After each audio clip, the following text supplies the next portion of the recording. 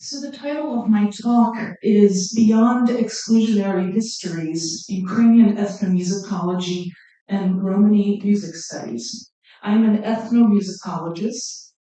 I have been extensively writing about popular music in Ukraine and the music of Roma. I do not write about Ukrainian music because at the time when I began my career in the 1990s, it was simply impossible to actually get funding for Ukrainian music. So if anybody would like to know a little bit more about how American universities are structured and the funding that is very much rooted in Cold War narratives, that is a conversation over lunch and then perhaps over a beer later. So I first heard Romani music in 1996 while studying classical piano performance in Vienna, a city where my grandparents sought refuge during World War II while escaping from Nazi and Soviet occupations of Western Ukraine. My father was 8 years old when he was uprooted from his childhood home in Brody, spending his formative years in a displaced persons camp near Murnau in the Bavarian Alps in the American zone in Allied occupied Germany. My father's sister was taken as an Ostarbeiter, the Nazi German designation for foreign slave workers gathered from occupied Central and Eastern Europe to perform forced labor in Germany during World War II. The family was reunited in Corning, New York in 1953 and relocated to Newark, New Jersey, where my sister and I were born in the 1970s and grew up in a community of ethnic Ukrainian refugees, dissidents, and political emigres. My mother, who was sitting in the back, was born in a displaced persons camp in Erlangen, Germany, and only one of my grandmother's 5 children to survive the war. Her father had been active in the underground movement in Rabaruska, near the Ukrainian-Polish border. As a war refugee, he used his skills as a partisan commander to organize the lives of ethnic Ukrainians in Erlangen's displaced persons camp. My maternal grandmother, née Supelna, yes, I am the niece of Oras Supelny, was born in 1905 in Cadency, near Ternopil, in Habsburg, Galicia, and lived with her family until she was 1995. She was fluent in 5 languages and taught us Ukrainian, Polish, and German. She received letters from her brother who had decided to turn back in Vienna and return home after the war, only to be sentenced to hard labor in the Gulag for his role in the underground movement. The pages of these letters were marked through with black ink, the words crossed out by Soviet censors. That the research for my new book, Resounding Poverty, Romani Music and Development Aid, which will be published by Oxford University Press in July 2023, began in Vienna is not a coincidence. I had chosen to study abroad in the city that had played such a pivotal role in my family's roots. The city, however, would serve as a circuitous route for the return to the home my family had left so many years before. As a music student living in the heart of the city, I was drawn to the music of street musicians who played near the conservatory. I was invited to the outer bezirks to spend time with the families of musicians, both Rome and non-Rome, who had fled violence in the Balkans. In intimate gatherings, I witnessed the role that music plays among people whose lives have been uprooted by war. I wrote my book during the seclusion of the COVID-19 pandemic with a reminiscence of those times, because during that era of fluidity, social flux, and personal discovery, upon my return to the United States, I entered a graduate program in ethnomusicology at Columbia University. By way of this prestigious American ivory tower, I later returned east into the Carpathian Mountains along the borders of Ukraine, Poland, Hungary, Slovakia, and Romania.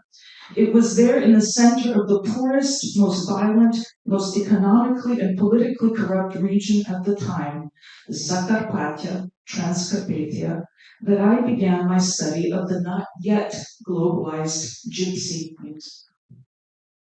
Since the 1990s, extensive volumes have been written about traditional and popular Romani musical genres across the world, and these writings significantly deepened my understanding of the issues as a student. Subsequently, I too have contributed to this literature, particularly as it relates to Romani experiences on the territories of the former Austrian Empire. I have also engaged with Romani musicians in Pittsburgh, Pennsylvania, where I have lived and taught at the University of Pittsburgh for more than a decade. Romani families who had immigrated from Austro-Hungary to Pittsburgh at the end of the 19th century formed an integral part of the city's industrial soundscape. The neighborhoods of Homestead and Braddock, as described by Steve Piskor in his 2012 book, Gypsy Violins, Hungarian and Slovak Gypsies in America, were home to a sizable Romani orchestra founded during the Great Depression through the Works Progress Administration. Musicians whose family members played in this orchestra have given presentations in my courses and participated in conferences I have organized on Romani music at the University of Pittsburgh. To further contextualize Romani music performance for students, I drew on my mother's expertise in the East European travel industry. I organized and led study abroad programs for undergraduates at the University of Pittsburgh, traveling with them to the Czech Republic, Poland, Slovakia, Hungary to visit Romani music festivals, Romani Holocaust memorial sites, Romani museums, and urban and rural Romani communities. Since Ukraine's independence from the Soviet Union in 1991, popular interest in pre-Soviet era musical folklore, believed to have been preserved in rural regions, has brought about a boom in amateur ensembles that travel to villages to record vocal and instrumental music and perform it on stage. Ethnomusicologists and amateur folklorists have amassed extensive collections of recordings from aging rural populations. They have documented the predominantly agrarian-related repertoires from the memories of those who lived in the region before the collectivization efforts that began in the 1930s. Collective farms changed how peasants engaged with the land, altering harvest cycles and separating them from the profoundly spiritual rituals that peasants had practiced concerning their ecosystem. This loss of life, preserved in vocal repertoires, has found its way back through performance and is now playing a significant role in reshaping how people engage with history and the environment. In the last decade or so, such musical repertoires have been festivalized with the help of ethnomusicologists, popular musicians, and folk music groups in Ukraine and around the world, including the New York-based Ukrainian Village Voices, established in 2012 as a project that grew out of Ukrainian Women's Voices, a group established in 2008 with funds from the Center for Traditional Music and Dance in New York. So I'll play an example of this, and the reason why I'm bringing this particular example is because we have a traditional song that represents a stereotype about Roma, about Gypsies. We have this song collected and recreated now on stage as authentic repertoire. And so the problem that I'm trying to show here is that when we are looking at minorities and the way that minorities are represented in traditional folklore, we have to really consider the ways that these repertoires are now being brought back. So we'll look at the text here The gypsy fortune teller laughed at me. She took my hand, shook her head, and said, "Unhappy girl, growing up in the world, whomever you truly love, you will not marry. Do not believe, my sweet. Do not put faith in anyone. And do not put your faith in anyone. Believe only me." And again, the stereotype here is the fortune teller.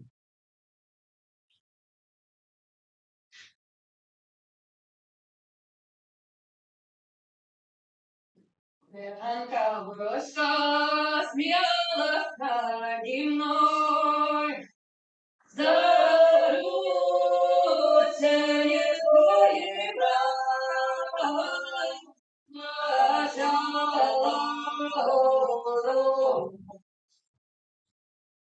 Заручение твоих брат, начало.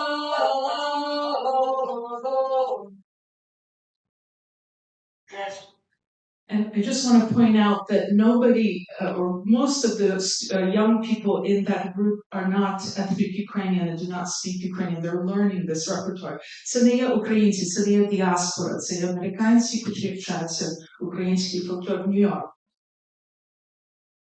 In the context of revivals, Romani musical traditions find themselves at an intersection of three discourses. First, they have been omitted from aforementioned folk music revival events geared to foster a love for the land. Attitudes towards Romani histories of nomadism are perhaps best captured in the 1987 poem Sahanska Muza by Ukrainian poet Lina Kostenko with the refrain, "We are a tribe, we are like peas, we roll across the world, there is no place for us." An imposed framework of otherness and not belonging positions Roms in direct opposition to the roots-based and land-based discourse of Ukrainian folk music revivalists. Second, Romani musicians in Ukraine, many of whom were affiliated with Moscow's Teatr Roman, established in 1931 to promote Romani identity through song and dance, are fighting for ownership regarding repertoire and performance aesthetics. Romani performance groups in Ukraine, so this is in Moscow, just look at the costuming, and then this is what it looks like in Ukraine. Again, very similar. So they're fighting for ownership regarding repertoire and performance aesthetics. Romani performance groups in Ukraine look very similar to those in Russia, whose extensive repertoire continues to dominate collaborations with musicians throughout and beyond the Soviet Union. So we'll just hear a little bit of Teatr Romans in Kyiv.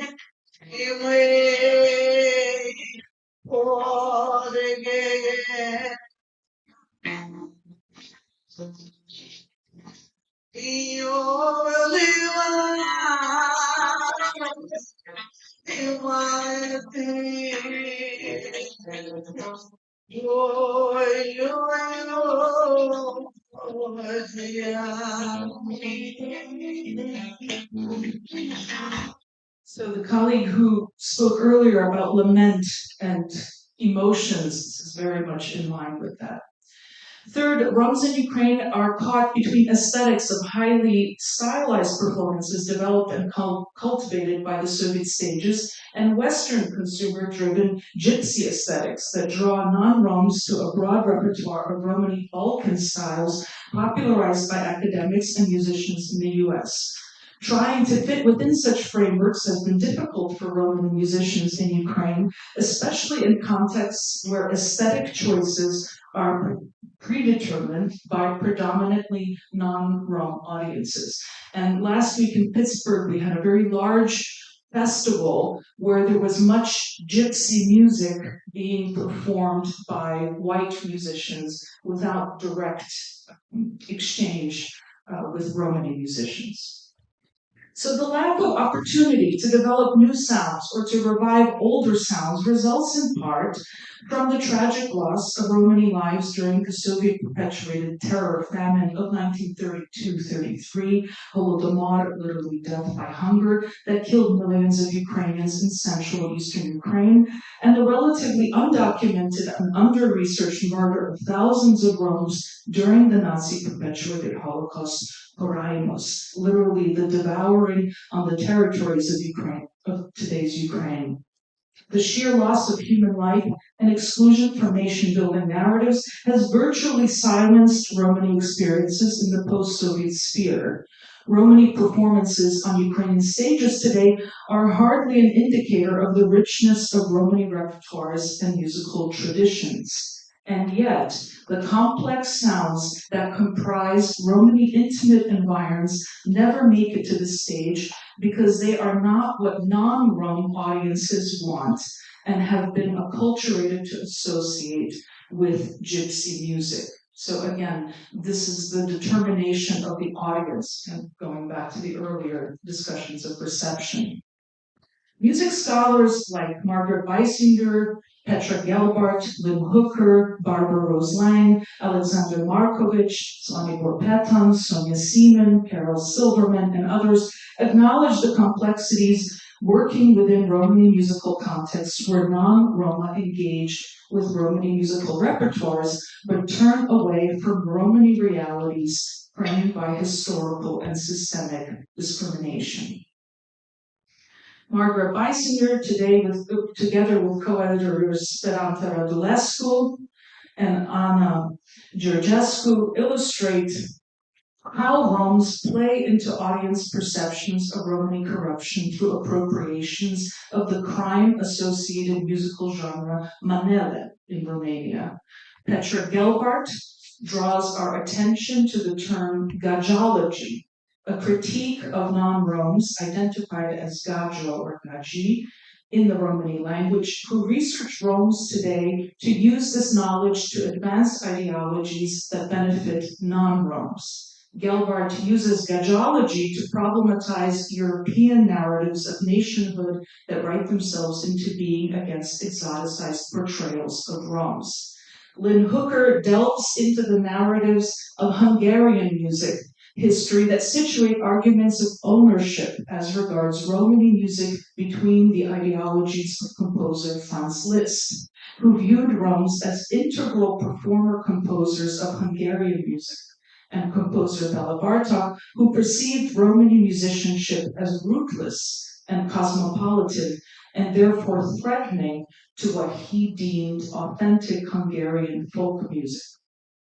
Barbara Rose Lang brings our attention to assimilationist processes in Hungary regarding Romani Protestantism, highlighting how Romani congregations make such music their own. Alexander Markovich researches Romani brass bands in Serbia. He analyzes how romanticized Orientalisms in Romani music allow non-Romani musicians to self-exoticize through Romani practices, even as the same musical elements are used to marginalize Roms as purveyors of impure cultural legacies in Serbian national politics.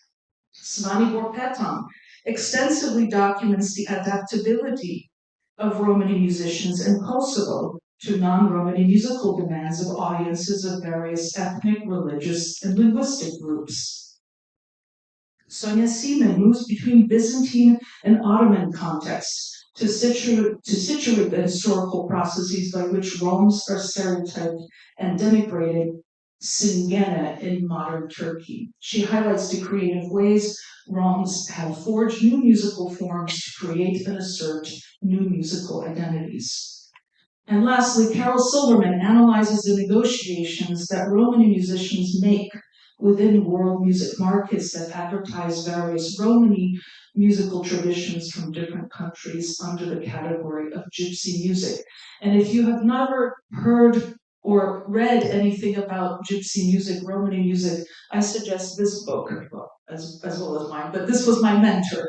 And I would really encourage, she really talks about the last 30 years of how this music has developed.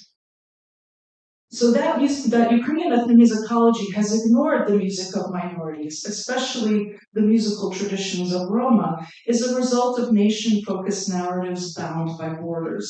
The emphasis to date has been on collecting and preserving the lost traditions of ethnic Ukrainians whose cultural identities for centuries have systematically been destroyed. The exponential growth in Romani access to the internet, especially since the 2014 Revolution of Dignity, has helped Roma publicize information about themselves. So this is the website that you can read. Тут можна дуже багато навчитися і прочитати про ромів, котрі грантами підтримують цю газету. Я перекладаю цю газету на англійську мову. I translate this newspaper into the English language for them. Today, during the war, the world is witnessing a unique socio-political phenomenon, that of an inclusionary narrative of Roma as equal citizens fighting alongside non-Roma on the front lines, protecting Ukraine from Russian aggression. This narrative has generated a paradigmatic shift regarding Romani rights discourses in Ukraine. First, the war has positioned Roma on an equal footing as citizens who defend their own country alongside non-Roma. Roma have responded in kind, placing the Ukrainian flag in prominent spaces in Romani communities. And here you can see, again, the blue and yellow of the Ukrainian flag on this Romani newspaper. Вони тепер український прапор вживають до цього часу. Тобто того року Роми на Україні не вживали український прапор, лише ромський. A significant number of Romani leaders have posted pictures of themselves in Ukrainian traditional garb during yesterday's Vyshyvanka Day. So, this is again, before I talk about Vyshyvanka, so this is the Romani flag. You have the blue and the green, then the red chakra symbolizing the wheel of life. Ромський прапор з лівого боку, український з правого. And this is what came yesterday. This is from Petya Chladny. He is from the tradition of Kyiv. His parents or his mother was a very, Lyada Chladny was a very famous musician, and we have now a representation of Ukrainian images. Petya Chladny's Kyiva. Second, the global attention brought to Ukraine now also brings attention to Romani music, which has been popularized for decades by musician activists like Kyiv-born Eugene Hoots of Gogo Bordello. Перед тим, того ж, я показала Gogo Bordello, Eugene Hoots, він тепер також міняє image, and he's now using the Ukrainian symbols. The popularity of Gogo Bordello's gypsy punk style has reshaped aesthetics of Romani music worldwide. And I'll just play you, this was in Pittsburgh a few months ago, and you might recognize the song, but you'll see also what this gypsy punk style and this popularity of gypsy music is all about.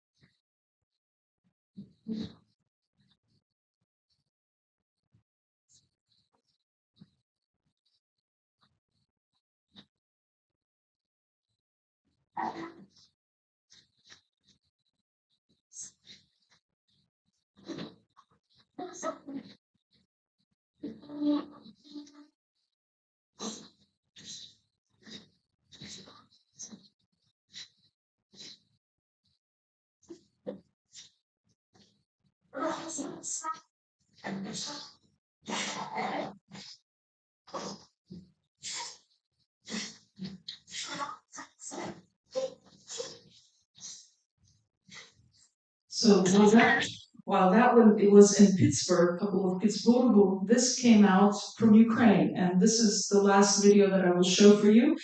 This is from Alexander Ponimarov, a video that came out in April of last year. This responds to a story that came out from the south of Ukraine that Roma had attacked a Russian tank without weapons. They had stopped it in their village. It became a meme. It circulated through social media. And then this image of the tractor and the representation of Roma in this massively produced song for the first time. Right? So this is, again, very interesting. For the first time, Roma and non-Roma are working together. And I'll just end it here. And one of the young women is my goddaughter. So I'm particularly proud of this particular video.